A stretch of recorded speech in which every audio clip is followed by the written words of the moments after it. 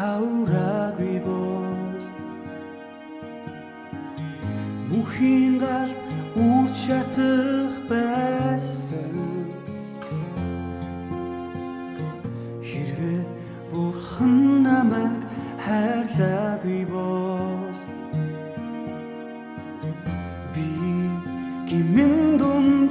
байх байсан эзэн танд алдрыг өргөнө таны нэрийг би хүндэтгэх болно учир нь эзэн та өөрийн бие бүх төлөөсийг төсөн хэрвээ бурхан намайг уучлаагүй бол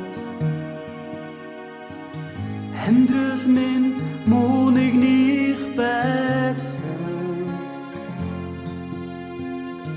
хэрвээ бурхан намайг зөвтгөөгүй бол сэтгэл минь буруу талаар дүүрэх байсан эзэн танд алдрыг өргөнө